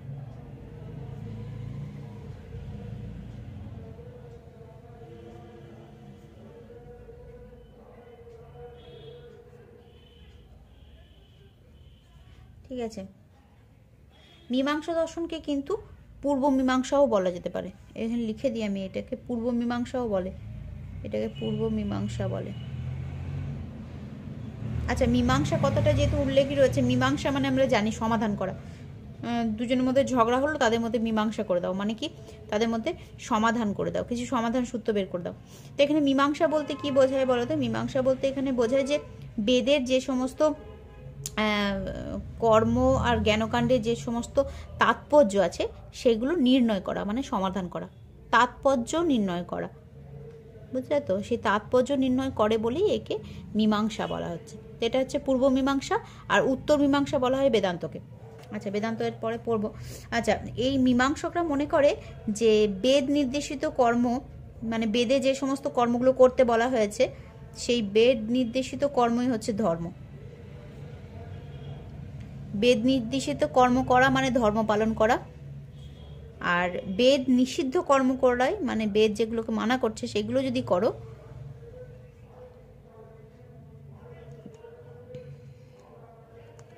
সেগুলো হচ্ছে অধর্ম। তাহলে বেদ নিষিদ্ধ কর্ম হলো অধর্ম। তার মানে এরা এই লাইনটা থেকে বুঝতেই পারছো যে এরা বেদে কতটা বিশ্বাসী। এই জন্য এদেরকে বেদানুগত বলা হয়েছে, সম্পূর্ণভাবে বেদের উপর অনুগত মীমাংসা দর্শন, পূর্ব মীমাংসাও আবার উত্তর মীমাংসাও। উত্তর মীমাংসা বেদান্তটাকে বলছে। তো এরা বলছে বেদ নির্দেশিত কর্ম যদি করো তাহলে সেটাই ধর্ম, আর বেদ নিষিদ্ধ কর্ম যদি করো তাহলে সেটা অধর্ম। এদের বিষয়বস্তু কি না, বেদে যে সমস্ত যাগযজ্ঞ আচার অনুষ্ঠানের কথা বলা হয়েছে সেগুলোর যৌক্তিকতা প্রমাণ করা, এই জন্য একে বলা হয়েছে মীমাংসা মীমাংসা দর্শন নাম হয়েছে। আচ্ছা, এবার আমরা পড়বো বেদান্ত দর্শন। এই বেদান্ত দর্শন কিন্তু, যে আমরা যে বেদান্ত দর্শন পড়ছি, এই বেদান্ত দর্শনকে কিন্তু উত্তর মীমাংসা বলা হয়।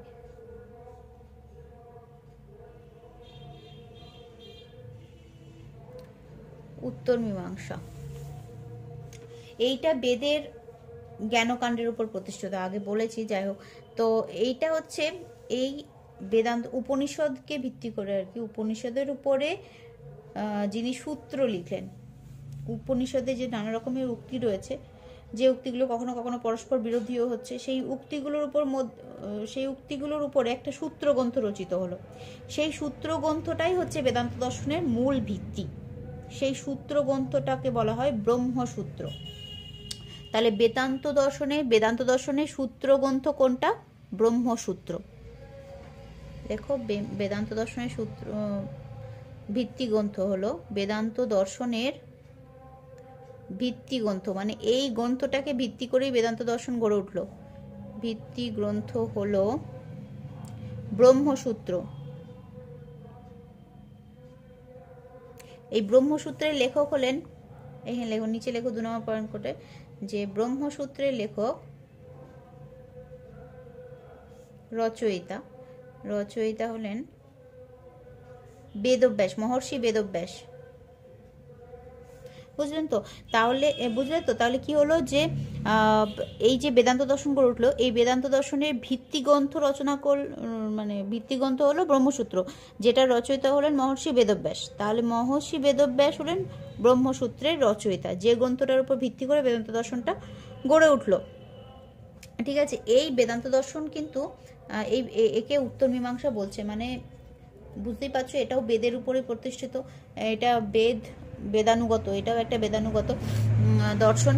তো এইটা হচ্ছে বেদের জ্ঞানকাণ্ডের উপর ভিত্তি করে গড়ে উঠছে। তাহলে লেখো, বেদের জ্ঞানকাণ্ডের উপর ভিত্তি করে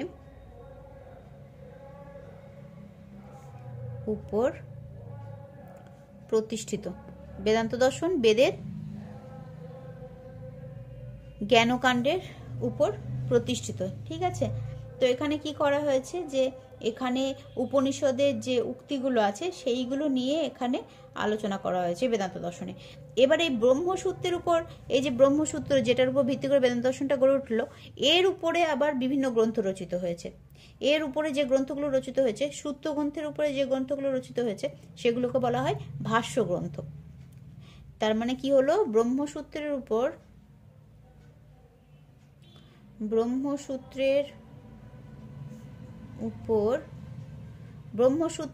ব্রহ্মসূত্র এই বইটাকে ব্যাখ্যা করা, এই গ্রন্থটাকে ব্যাখ্যা করার জন্য যেগুলো রচিত হলো সেগুলোকে বলা হয় ভাষ্য। উপর ভাষ্য গ্রন্থ রচিত হলো।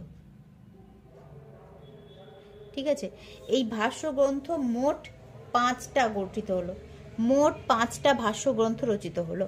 অর্থাৎ 5টা ভাষ্য গ্রন্থকে নিয়ে আবার 5টা শাখা তৈরি হলো। ঠিক আছে, বেদান্ত দর্শনের 5টা শাখা তৈরি হলো 5টা ভাষ্যের উপর প্রতিষ্ঠিত করে। তাহলে 5টি ভাষ্যের মোট 5টি ভাষ্য গ্রন্থ রচিত হলো। তাহলে 5টি ভাষ্যের উপর ভিত্তি করে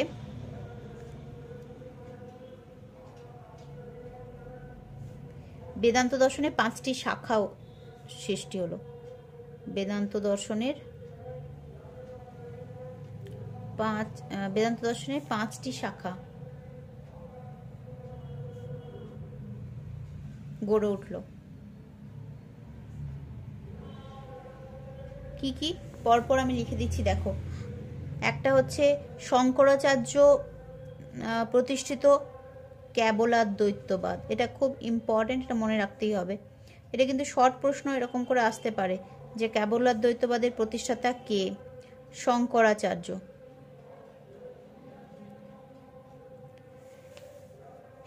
ঠিক আছে, 5টা পরপর লিখবো আমরা। তারপরে রামানুজ প্রতিষ্ঠা করলেন বিশিষ্টাদ্বৈতবাদ, এইটাও বেশ নাম করাই একটা শাখা। বিশিষ্টাদ্বৈতবাদ, এটা কেবলাদ্বৈতবাদ যেটা শঙ্কর প্রতিষ্ঠা করলেন। তারপরে বিশিষ্টাদ্বৈতবাদ যেটা রামানুজ প্রতিষ্ঠা করলেন। তারপরে আমরা নিম্বার্ক, এবার নিম্বার্কের ভেদাভেদবাদ, নিম্বার্কাচার্য, হ্যাঁ, নিম্বার্কাচার্যের ভেদাভেদবাদ, এবার বল্লভাচার্যের শুদ্ধাদ্বৈতবাদ,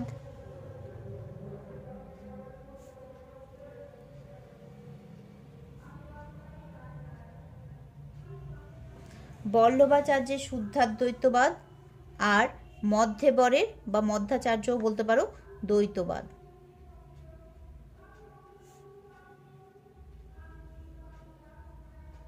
মধ্যাচার্য। তাহলে এই 5টা শাখা তৈরি হলো 5টা ভাষ্যগ্রন্থের উপর ভিত্তি করে, বেদান্তের 5টা শাখা। শঙ্করাচার্যের কেবলাদ্বৈতবাদ, রামানুজের বিশিষ্টাদ্বৈতবাদ, নিম্বার্কাচার্যের ভেদাভেদবাদ, আর বল্লভাচার্যের শুদ্ধাদ্বৈতবাদ, আর মধ্যাচার্যের দ্বৈতবাদ। এই 5টা হচ্ছে বেদান্ত দর্শনের শাখা তৈরি হলো। তাহলে এইগুলো আমরা পড়লাম হচ্ছে পরপর কতগুলো শাখা। এবার আমরা পড়বো, দেখো ভারতীয় দর্শনে কিন্তু যেরকম হচ্ছে প্রমাণ শাস্ত্রকে ভীষণ গুরুত্ব দেওয়া হয়, আমরা বারবার পড়লাম যে ভারতীয় দর্শনে কিন্তু প্রমাণ শাস্ত্রকে বিশেষ গুরুত্ব দেওয়া হয়, ওই জন্য ভারতীয় দর্শন শাস্ত্রকে প্রমাণ শাস্ত্রও বলা হয়। আগে ন্যায়কেও আমরা প্রমাণ শাস্ত্র বলতে শুনলাম, তো ন্যায় শাস্ত্র, ন্যায় দর্শনকে যেরকম প্রমাণ শাস্ত্র বলা হয়, ভারতীয় দর্শনেও কিন্তু প্রমাণকে খুব বেশি গুরুত্ব দেওয়া হয় বলে কিন্তু ভারতীয় দর্শনকেও কিন্তু প্রমাণ শাস্ত্র বলা হয়।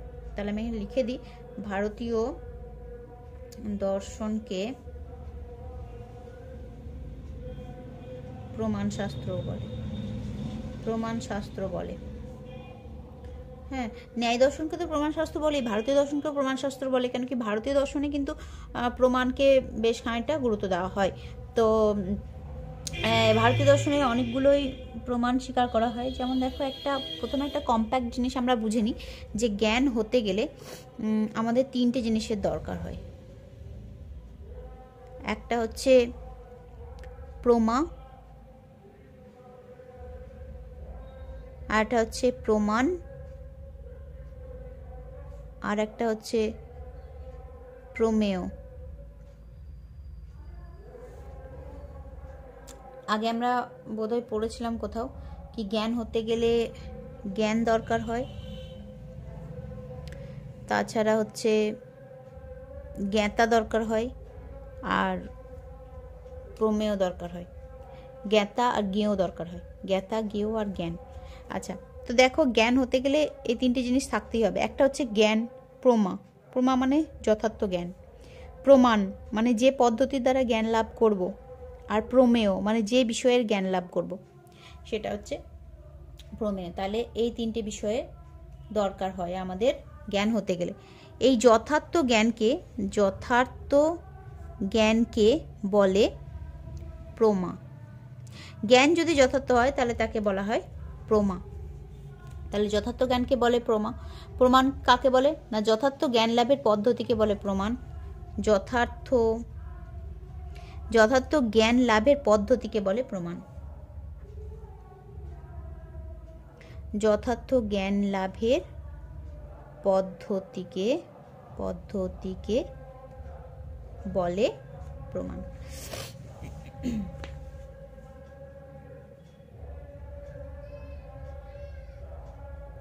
ঠিক আছে, তাহলে যথার্থ, এই শর্ট প্রশ্ন আসতে পারে এগুলো সব। তো যথার্থ জ্ঞানকে বলা হয় প্রমা, আর যথার্থ জ্ঞান লাভের পদ্ধতিকে বলা হয় প্রমাণ।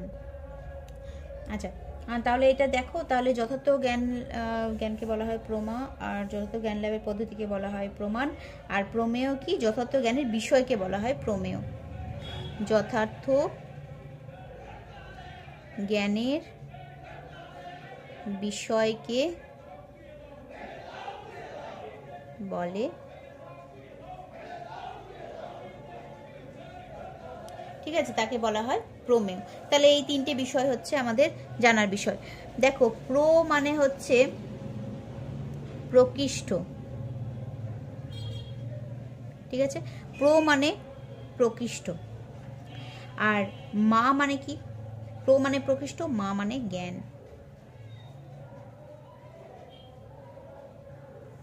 এটা হচ্ছে প্রমা। প্রো মানে প্রকৃষ্ট, মা মানে জ্ঞান।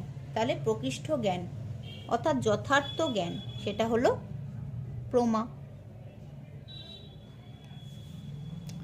ঠিক আছে, তাহলে যথার্থ জ্ঞানকে বলবো আমরা প্রমা। আচ্ছা, আর এখানে প্রমাণ হলো যথার্থ, মানে প্রমার যথার্থ জ্ঞানের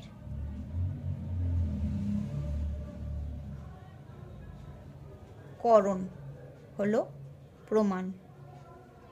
যথার্থ জ্ঞানের করণ মানে হচ্ছে অসাধারণ কারণ, মানে যে কারণটা না থাকলে হবে না, সেটা হচ্ছে প্রমাণ। আর প্রমেয় হচ্ছে যথার্থ জ্ঞানের বিষয়। প্রো মানে হচ্ছে প্রকৃষ্ট, পড়লাম, আর মেয় মানে হচ্ছে বিষয়বস্তু, জ্ঞেয় বিষয় আর কি, যেটাকে জানছি সেই জ্ঞেয় বিষয়, সেটা হলো প্রমেয়। আর একটা আছে, সেটা হচ্ছে প্রমাতা। এর সাথে আর একটা বিষয়ও থাকে, সেটা হচ্ছে প্রমাতা। এর সাথে আরেকটা জিনিসও থাকে, সেটা হচ্ছে প্রমাতা। প্রমাতাকে, প্রমাতা হচ্ছে যথার্থ জ্ঞান যার হয়, মানে যথার্থ জ্ঞানের জ্ঞাতা। সেটাও লিখে নি, যথার্থ জ্ঞানের জ্ঞাতা হলো প্রমাতা। তাহলে জ্ঞান হতে হলে আসলে এই চারটে বিষয়ই দরকার, প্রমা, প্রমাণ, প্রমেয়, প্রমাতা। যেরকম ধরো এখানে একটা বল আছে, সেটা এখানে তুমি চোখ দিয়ে দেখছো, এই বলটাকে তুমি চোখ দিয়ে দেখছো, ঠিক আছে। তো তুমি তোমার এই দৃষ্টিটা এখানে গিয়ে পড়ছে, তারপরে তুমি সেই বলটাকে দেখতে পাচ্ছ। এই যেভাবে, যে পদ্ধতিতে এই জ্ঞানটা হলো, সেটা হচ্ছে প্রত্যক্ষ। সেই পদ্ধতিটার নাম হচ্ছে প্রত্যক্ষ, চোখ দিয়ে প্রত্যক্ষ করছো। সেই প্রত্যক্ষটা হচ্ছে এখানে, এই যে প্রত্যক্ষ, এই প্রত্যক্ষটা হচ্ছে এখানে প্রমাণ, ঠিক আছে। আর এই যে বলটা রয়েছে, এই বলটা হচ্ছে এখানে প্রত্যক্ষের বিষয়, মানে এটা হচ্ছে প্রমেয়, ঠিক আছে। আর এখানে যে প্রত্যক্ষ করছে সে হচ্ছে জ্ঞাতা, মানে সে হচ্ছে প্রমাতা। মানে তুমি প্রত্যক্ষ করছো, তাহলে তুমি হলে এখানে প্রমাতা। আর এই যে পুরো বিষয়টা হলো, এটা যদি ঠিকভাবে হয়, মানে এটা যদি সঠিক হয়, তাহলে এটা হয়ে গেল প্রমা, যথার্থ জ্ঞান, ঠিক আছে। তাহলে প্রমা হচ্ছে যথার্থ জ্ঞান, প্রমাতা মানে যার যথার্থ জ্ঞান লাভ হচ্ছে, যথার্থ জ্ঞানের জ্ঞাতা। আর প্রমাণ মানে হচ্ছে যে পদ্ধতিতে যথার্থ জ্ঞান লাভ হচ্ছে। যদি এটা স্পর্শ করে, আমি এরকম করে চোখ বন্ধ করে আছি, কিন্তু এরকম করে হাত দিয়ে স্পর্শ করে বুঝতে পারছি এটা খাতা, তাহলে এই ক্ষেত্রে আমার প্রমাণটা হতো প্রত্যক্ষই হতো, কেননা চোখ দিয়ে দেখো বা হাত দিয়ে দেখো বা যে কোনো ইন্দ্রিয় দিয়ে দেখো, সেটাকে প্রত্যক্ষই বলা হয়। যাই হোক, তো এখানে হলো প্রত্যক্ষ হলো প্রমাণ। আর প্রমেয় মানে হচ্ছে যথার্থ জ্ঞানের বিষয়, যেটা জ্ঞেয় বস্তু, যেটা সেটা হচ্ছে প্রমেয়, ঠিক আছে। তাহলে এই হলো একটা হোল জ্ঞানের বিষয়, মানে জ্ঞানের ব্যাপারটা হচ্ছে এই চারটে বিষয় নিয়ে। এবার যে হচ্ছে আমরা এখানে প্রমাণ পড়লাম, কিন্তু এরকম প্রমাণ ভারতীয় দর্শনে কটা স্বীকার করা হচ্ছে এবং সেগুলো কি কি, আর কোন সম্প্রদায় কতগুলো প্রমাণ স্বীকার করছে, সেটা আমরা একটা ছকের মাধ্যমে বুঝে নেব, ঠিক আছে। এই পেজে বুঝি, কেন কি এখানে আচ্ছা, এখানে হয়ে যাবে মনে হচ্ছে।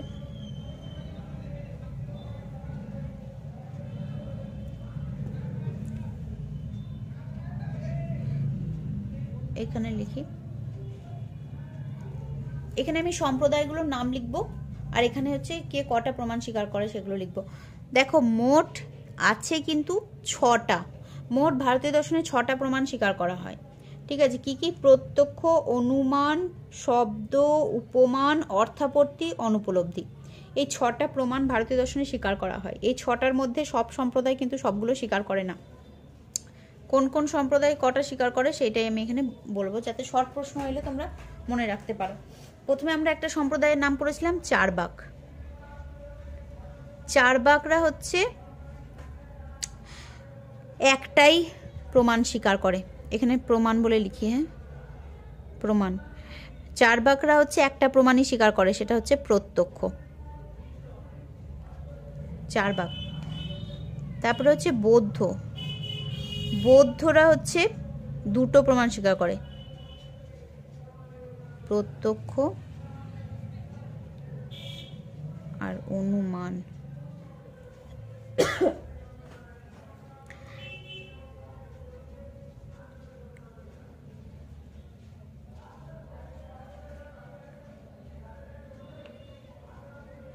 আচ্ছা, তারপরে হচ্ছে জৈন। জৈনরা তিনটে প্রমাণ স্বীকার করে। আচ্ছা, চারবাগরা একটা, বৌদ্ধরা দুটো, জৈনরা হচ্ছে তিনটে প্রমাণ স্বীকার করে।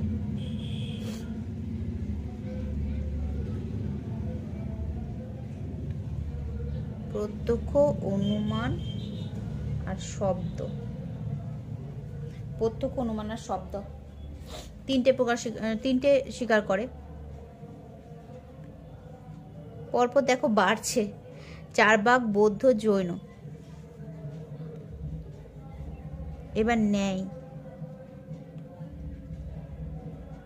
ন্যায় হচ্ছে আমরা আগেই পড়েছি চারটে, প্রত্যক্ষ,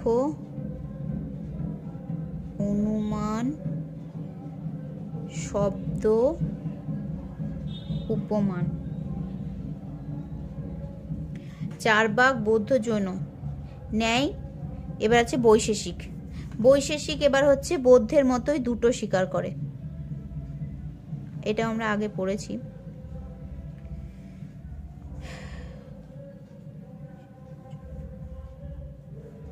সাংখ্যরা হচ্ছে জৈনর মতো তিনটে স্বীকার করে। তাই চারবাগ, বৌদ্ধ, বৈশেষিক, সাংখ্য, জৈন, ন্যায়। তাহলে ন্যায়, বৈশেষিক, সাংখ্য, যোগ। যোগও হচ্ছে ন্যায়ের মতো চারটে স্বীকার করে, ঠিক আছে? ন্যায়দের মতো যোগও চারটে স্বীকার করে। তাহলে চারবাগ, বৌদ্ধ, বৈশেষিক, সাংখ্য, জৈন, ন্যায়, যোগ।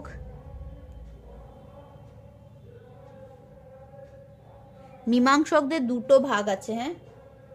প্রাভাকর মীমাংসক বলে একজন আছে, প্রাভাকর মীমাংসক বলে মীমাংসকের একটা ভাগ আছে।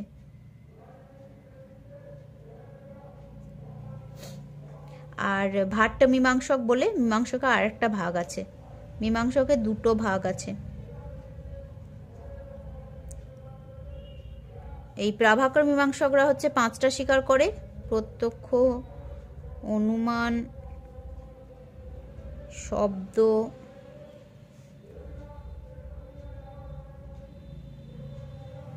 উপমান, অর্থাপত্তি। আর ভাট্ট মীমাংসক আর বেদান্ত হচ্ছে ছটাই স্বীকার করে, প্রত্যক্ষ, অনুমান, শব্দ, উপমান, অর্থাপত্তি, অনুপলব্ধি।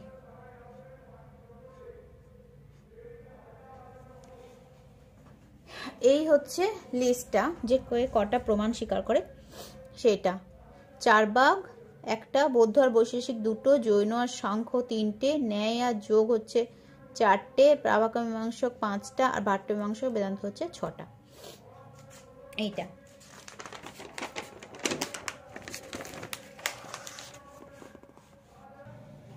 এবার একটা ছোট্ট বিষয় পড়ে নেব, সেটা হচ্ছে পুরুষার্থ। ভারতীয় দর্শনে পুরুষার্থ স্বীকার করা হয়েছে। পুরুষার্থ মানে হচ্ছে যা পুরুষের পরম কাম্য।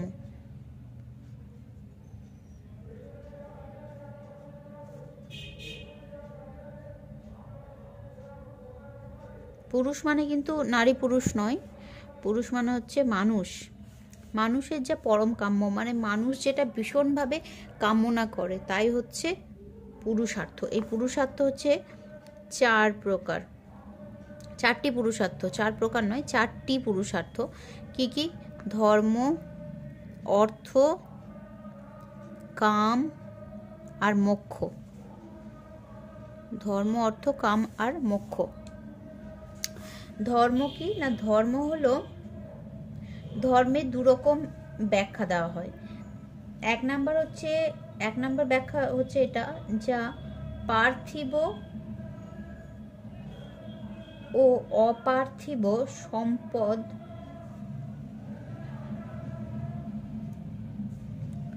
উভয়ই পাওয়া যায় যার থেকে।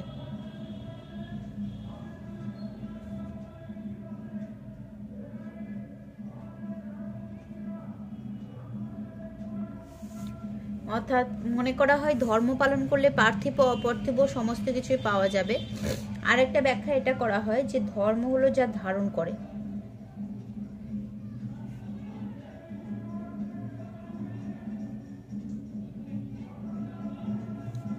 ঠিক আছে, এই জন্য মনে করা হয় যে পার্থিব অপার্থিব সম্পদ উভয়ই দান করে। তার কারণ হলো এরকম মনে করা হয় যে যদি ধর্ম পালন করি, অর্থাৎ যদি ধর্মপথে চলি, তাহলে আমার একটা ফল লাভ হবে, আমার জীবনে ফল লাভ হবে। এবং সেই ফলটা সেই ফল হচ্ছে কিসের দ্বারা লাভ করব? আমার কর্মের দ্বারা, নৈতিক পবিত্র কর্মের দ্বারা।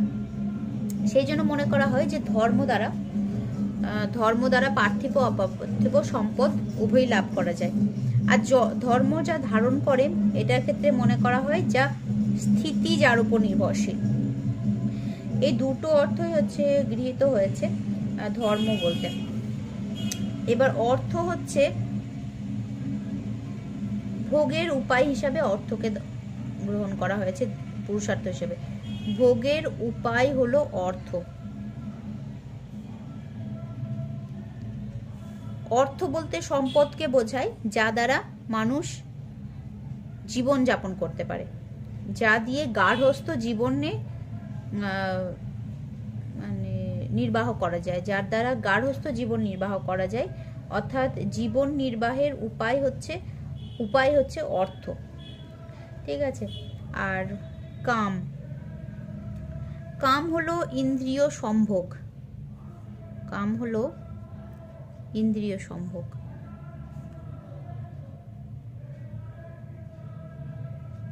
অর্থাৎ ইন্দ্রিয় সুখের জন্য প্রয়োজন হয় কাম। ইন্দ্রিয় সুখের উপায় হিসাবে কামকে গ্রহণ করা হয়েছে। ঠিক আছে। আর মোক্ষ হচ্ছে সমস্ত বন্ধন থেকে মুক্তি, সকল প্রকার বন্ধন থেকে মুক্তি হচ্ছে মোক্ষ।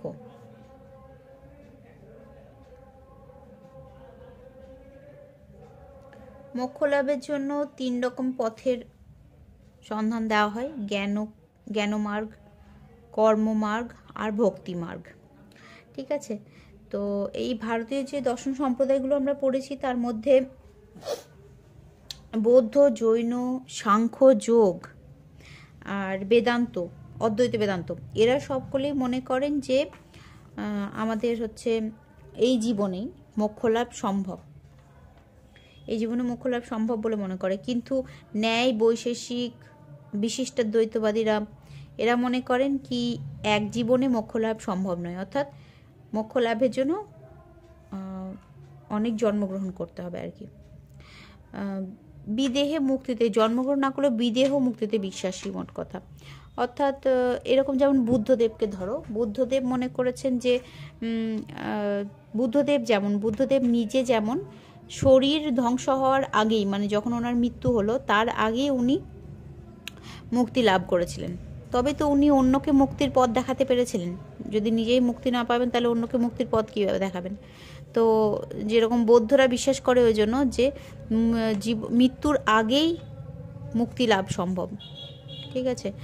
তো এই বৌদ্ধ, জৈন, সাংখ্য, যোগ, অদ্বৈত বেদান্ত এরা হচ্ছে এক জীবনেই মুক্তি লাভ করা সম্ভব, এইটাতে এই মতে বিশ্বাসী। তো এইগুলো হচ্ছে পুরুষার্থ। এই 4টে পুরুষার্থের মধ্যে মোক্ষ হচ্ছে পরম পুরুষার্থ। মোক্ষ হচ্ছে পরম পুরুষার্থ। ঠিক আছে।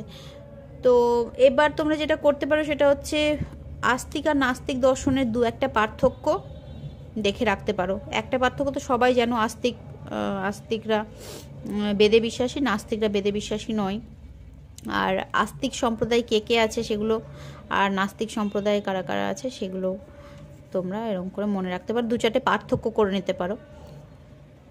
ঠিক আছে। শর্ট প্রশ্নই আসবে এই চ্যাপ্টার থেকে, সুতরাং এই সমস্ত যেগুলো আমরা পড়লাম সেগুলো একটু মনে রেখে পড়লেই হয়ে যাবে।